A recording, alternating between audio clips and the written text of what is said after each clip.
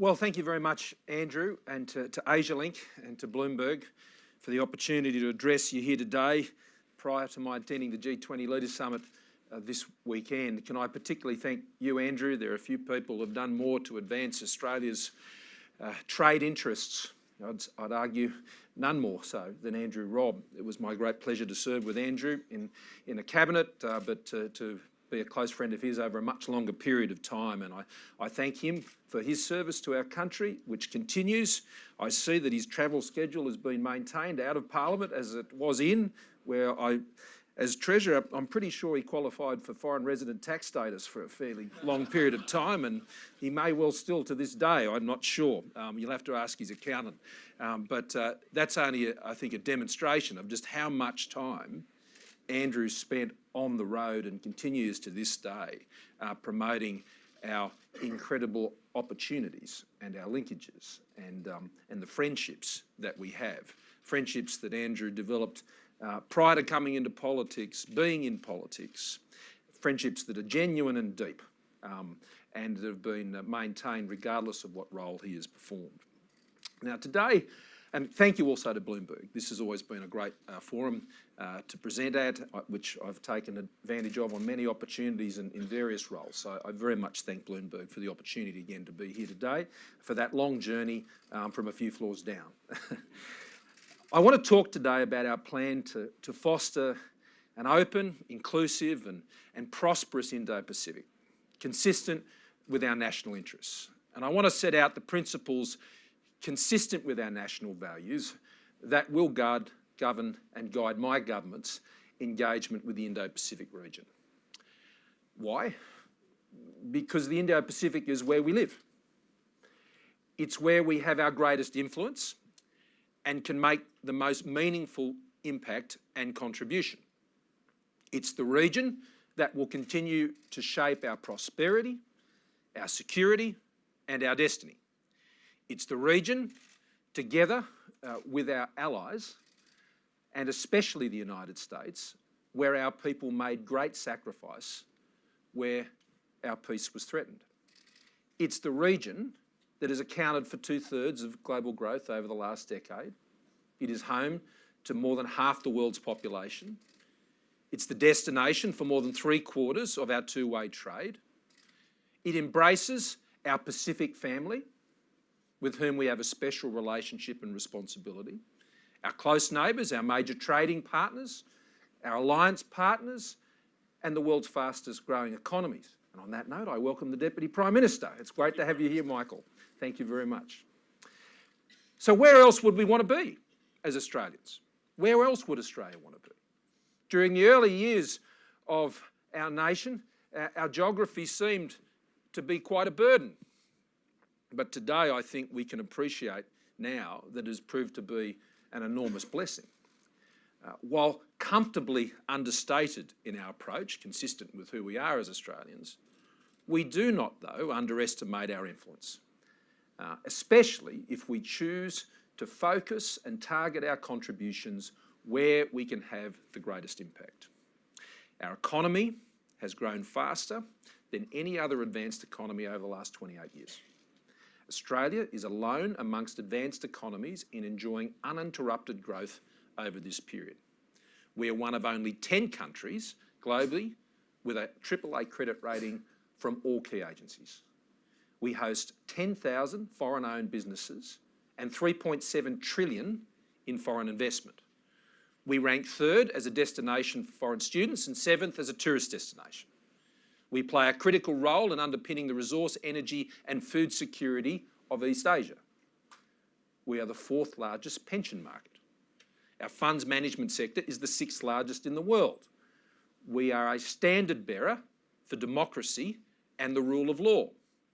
We are a staunch and active ally of the United States, deepening our security cooperation to help secure our region. Our post-war trading relationship with Japan, which was marked by, in particular, the commerce agreement secured by the Menzies government back in 1957, saw Japan then become ultimately our largest trading partner until just over a decade ago. The relationship with Japan is now broader and deeper than ever before. And this weekend, Prime Minister Abe will preside over the G20 as a great friend of Australia and one of the region's most highly respected statesmen. We share a comprehensive strategic partnership and free trade agreement with the People's Republic of China, with a broad and deepening relationship underpinned, in particular, by people-to-people ties. And that's evidenced by the fact that we are home to 1.2 million ethnic Chinese and a host to 1.4 million Chinese visitors each year and 205,000 Chinese students each year. People-to-people connections with China. The growth in India's economic and strategic heft is increasingly felt beyond the Indian Ocean, creating new opportunities for Australia based on our shared values and outlook with India. It is now our single largest source of permanent migrants to Australia.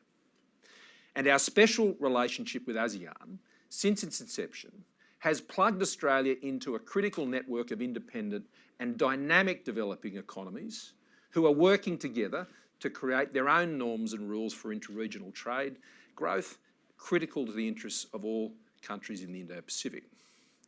And we are the largest single development partner with the island nations of the Pacific. So that's quite a scorecard. And together in our region, we obviously share a future. We have much to contribute and we have much to gain. The Indo Pacific, I would argue, is a region that has undergone and is undergoing profound change. We have helped shape that change. Post-war social development and economic prosperity, global engagement with the People's Republic of China, and the resultant economic miracle of China's economic advancement. The emergence of ASEAN, which has supported regional stability, allowed its members to prosper. The burgeoning of intra-regional trade, the build-up of regional security capabilities, and the inevitable tensions in some areas that arise from that. The economic liberation that has flowed from free trade, new technologies and innovation. New environmental pressures and threats to our climate, our oceans, our species, our forests that have no regard for lines on a map. The confluence, agglomeration and dynamism of all of these forces is now shaping our region and I believe has brought us to a new threshold point. Undoubtedly, the most significant change in recent times has been the shift in the relationship between the United States and China, who exert the greatest influence on our region, but more broadly across the world. The world's most important bilateral relationship, the US-China relationship, is clearly strained. Trade tensions have escalated. The collateral damage is spreading. The global trading system is under real pressure. Global growth projections are being wound back. The impact of any further deterioration of that relationship will not be limited to those two major powers. The balance between strategic engagement and strategic competition in the US-China relationship has shifted. But this was inevitable. We shouldn't be surprised about this. China's conscious and right decision to pursue prosperity as a strategy for national unity and stability launched what has truly been one of the world's greatest economic miracles. Now China is a significant power with vast military, global interests and the biggest economy in the world in terms of purchasing power parity.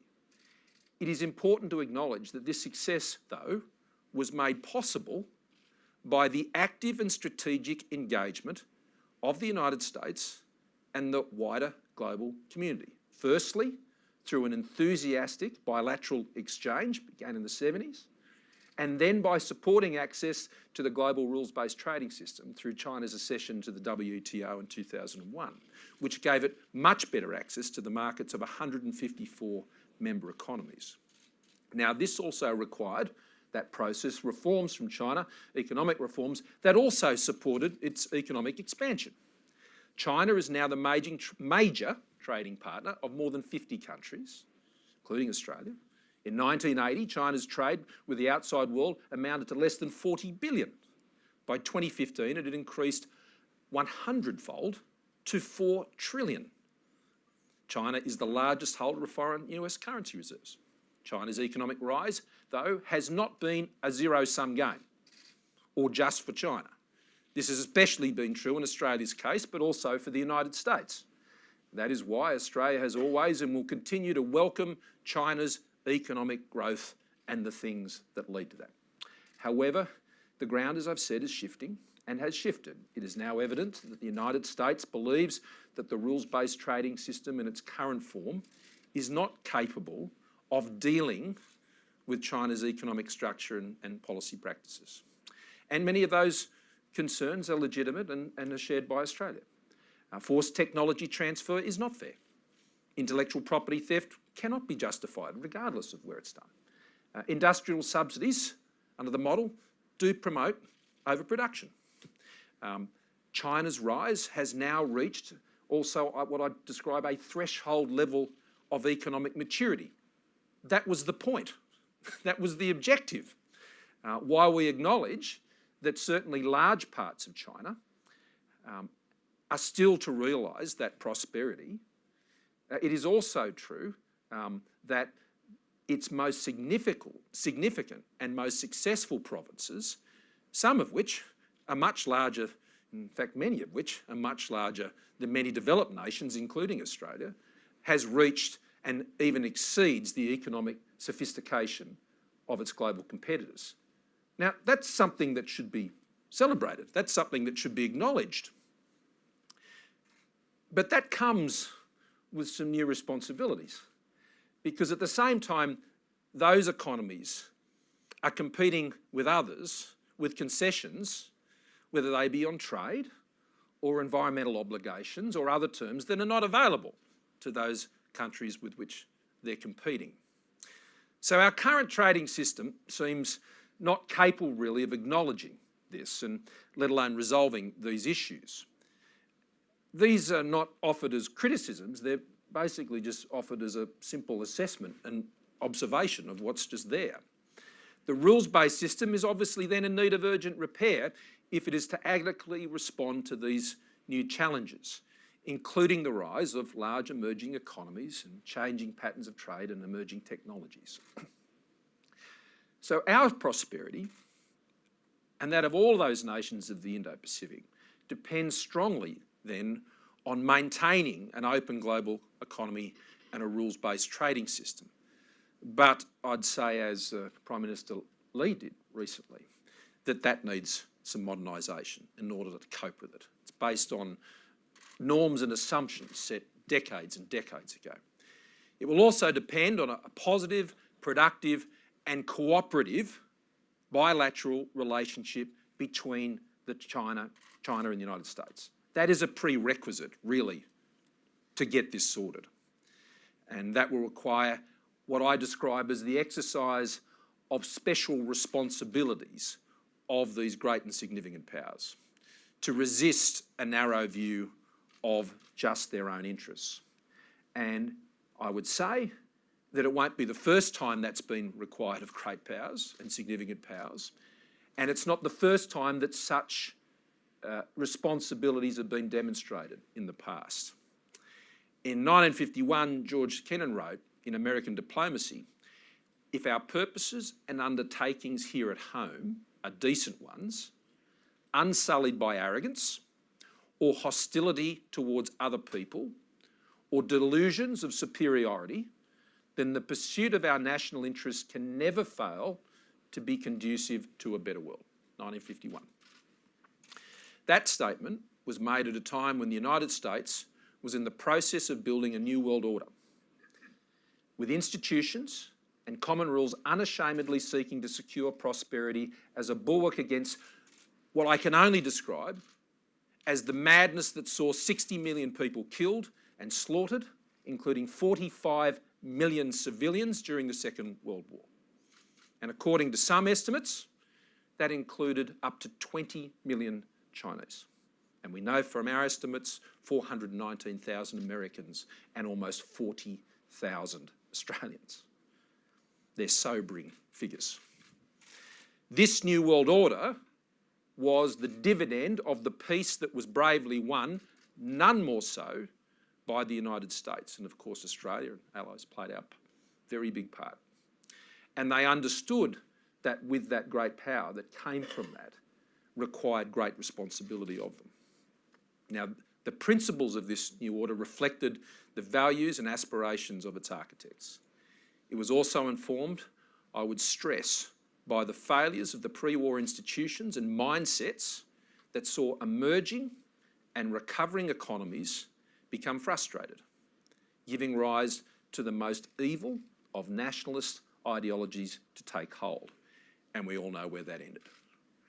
So as I joined other leaders a little while ago in Portsmouth to commemorate D-Day, I must admit it was one of those times when I was absolutely overwhelmed by the moment. I was sitting at the luncheon beside Chancellor Merkel, and I just was inspired by how far we'd come. And it was no different to the very profound feeling I had when I joined Prime Minister Abe at Darwin to commemorate the bombing of our northern capital. These were quite significant, I think, moments. The post-war world order has achieved some truly extraordinary outcomes. Sometimes we give ourselves too hard a time, I think, on where things are at today. When you're sitting there reflecting back on people who were about to get on boats and storm beaches 75 years ago, we've come a long way. The United States deserves great credit for that achievement in the exercise of their special responsibilities. And central to these institutions has been a respect for the individual sovereign state, no matter how large or how small, and the ambition that each may be able to engage and participate with the security afforded by a common set of rules that means they can get a fair go, free of coercion.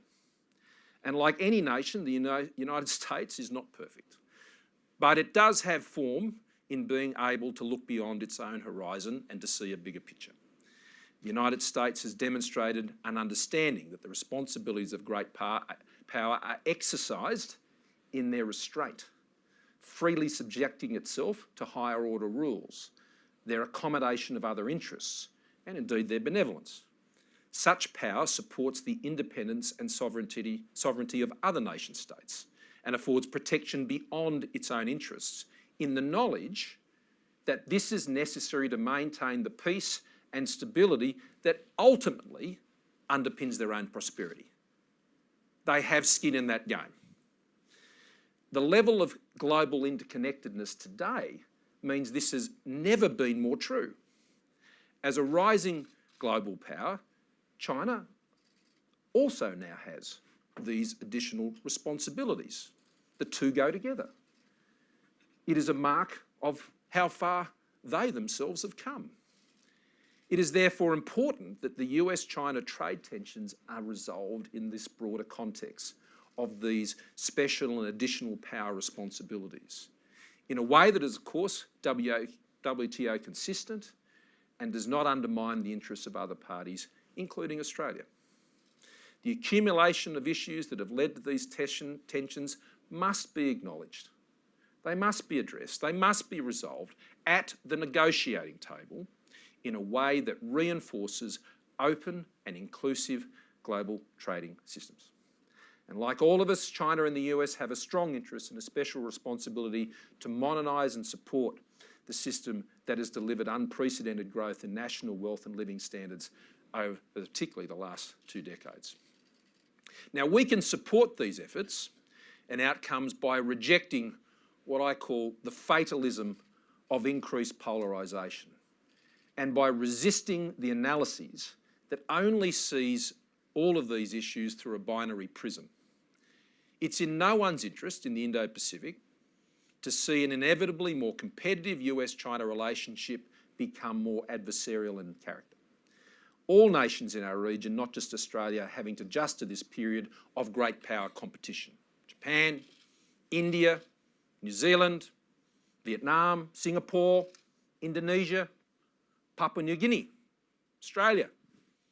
All of us are similarly seeking to balance our interests, our history, our geography, our alliances, our partnerships and aspirations in the context of this new dynamic. Not easy. Like others who live here, Australia simply seeks the freedom to be ourselves, to peacefully pursue our national interests, consistent with our values, appreciating our history and being transparent and honest about our aspirations for the future. Seems fair enough. These shared challenges, I think, provide some very important common ground amongst nations in the Indo Pacific, which is where I do see Australia and our government continuing to play an important role. So, won't be fazed, intimidated, or fatalistic. Of course, the international environment is difficult. Of course, there are risks of further deterioration. Being positive doesn't undermine or reject that assessment. That can happen in these key relationships, and of course there are consequential collateral impacts on the global economy and our regional stability. Of course there are also pressures that some describe as the decoupling of the Chinese and American economic systems, whether this be in technology, payment systems, financial services, other areas. But these are not insurmountable obstacles. To think they are not does not amount to some form of modern appeasement. That's just a straw man argument, which I'm happy to discard. And frankly, what's the alternative? What's the alternative? These risks not only can be managed and mitigated, but they must be. And this becomes more possible when we get this and we work together. So we should just not sit back, passively await our fate, cut to the car chase in the wake of a major power contest. This underestimates, I think, and gives up worse on the power of human state and multilateral agency, which has demonstrated, as I think I've already argued, to produce some pretty significant outcomes over the last 75 years. There are practical steps that we can pursue, and so we will play our part. We will not be passive bystanders. Our approach will be based on our key principles, commitment to open markets with trade relationships based on rules, not coercion, an approach which builds resilience and sovereignty, respect for international law, and the resolution of disputes peacefully without the threat or use of coercive power, a commitment to cooperation and burden sharing within strong and resilient regional architectures. None of those principles is inconsistent with the natural instinct of sovereign nations to compete, and it is not inevitable that competition leads to conflict. We have already demonstrated that like-minded nations can take measures to help shape their own destiny. So we will continue in Australia to lead by example, developing our close web of relationships across and within the Indo Pacific. And in recent years, we have been investing heavily in our major bilateral relationships to advance our security and prosperity and build regional influence. We've been encouraging regional economic integration and cooperation. We've been promoting rules and norms to guide peaceful cooperation. We're stepping up our economic engagement. Our defence cooperation is stronger than it's ever been. We are leading collaboration on issues at the frontier of a changing world like e-commerce, cybersecurity, infrastructure development, innovation, technology, maritime security. We are working more closely than ever before with close partners like Japan, India, Indonesia, Vietnam. Our special strategic relationship with Japan is based on deep shared values, interests and beliefs. I mean, Prime Minister Abe has a vision to strengthen the international order. And his leadership of the G20 this week, I think, will put that on show at the dawn of a new Rewa era. He'll demonstrate that. My government is enhancing our partnership with India, one also underpinned by shared values, a plan to bring economic relationship to a new level and a common strategic outlook. We are committed to leading security, economic and development partners for Southeast Asia. Our vision for the Indo Pacific has ASEAN at its core. We have continued to push ahead with an ambitious trade agenda that has rallied the region and sustained momentum for trade liberalisation. Under Tony Abbott's Prime Ministership, we concluded major trade deals by this bloke, by Andrew Robb, leading the charge, with China, with Japan and South Korea. When the United States walked away from the Trans-Pacific Partnership, understandably, that was the position President Trump took to the election. We rightly pressed ahead under Malcolm Turnbull's prime ministership. It was the biggest trade deal since the birth of the WTO and a positive affirmation of middle power diplomacy. There is now strong interest in the TPP-11 from nations both inside and outside of the Asia Pacific. And this year we hope to conclude the Regional Comprehensive Economic Partnership, RCEP, an agreement that includes 16 economies and accounts for about 1/3 of global GDP. It would be the first regional free trade agreement to include India and has the 10 nations of ASEAN as its core. RCEP's membership includes 10 out of Australia's top 15 trading partners, accounts for over 60% of Australia's two-way trade and over 70% of Australia's goods and services exports. So to conclude the agreement, when leaders meet in Bangkok in November of this year, I would urge, and I've certainly tasked our minister to this end, to send their trade ministers next month to Beijing with a clear mandate to deal so we can get this done by the end of this year. There are other priority initiatives that will add ballast to regional relationships. Australia strongly supports Indonesian President Widodo's vision and leadership in developing ASEAN's outlook on the Indo Pacific. Our recently concluded comprehensive economic partnership agreement with Indonesia is another major step to securing Australia's economic future and to strengthen our critical relationship with our largest neighbour. And while continuing to work with partners in the region, we will also deal directly with our great and significant and powerful friends in the region. Our relationship with the United States has never been stronger. Ours is a resolute and mutually beneficial alliance partnership where neither party has the need to prove anything to each other re our commitment to that relationship. Our alliance with the US is the bedrock of Australia's security, providing us with irreplaceable hard power capabilities and intelligence. Australia is a stronger regional power because of our alliance with the United States. We're committed to working with the US internationally because we agree it has borne too many burdens on its own, and Australia will always continue to pull its weight. And we will work with the US as well as Japan, Indonesia, China, the EU and others to reform international institutions, including the WTO, to ensure they're fit for purpose and serve their members' interests, because we will be more secure and prosperous in a global order based on agreed rules, not one based on the exercise of power alone. My government is also committed to further enhancing our relationship with China. Our relationship with China has so many strengths. Our trading relationship is flourishing, with two-way trade reaching a remarkable $215 billion in 2018, which benefits both countries. Our cooperation with China through our comprehensive strategic partnership goes well beyond economic issues and deals. We're working together across fields including health, education, taxation, where Australians offer world-class expertise. We're working together in the Pacific. We've also been cooperating successfully to counter drug trafficking through Task Force Blaze. And there is much more we can do on these positive agendas. That's why we established the National Foundation for Australia-China Relations early this year. The foundation will strengthen areas where we already cooperate, deepen the already rich links across our communities, and help identify new areas for practical cooperation. And I particularly want to acknowledge, because he's here today, but I would otherwise, the chair of the foundation, Warwick Smith. And I want to thank Warwick very much for his leadership, but not just on this initiative, but over a long period of time in our relationship with China. And while we will be clear-eyed that our political differences will affect aspects of our engagement, that's to be expected. We are determined that our relationship not be dominated by areas of disagreement. The decisions we make in relation to China, of course, are based solely on our national interest, just as China's are towards Australia.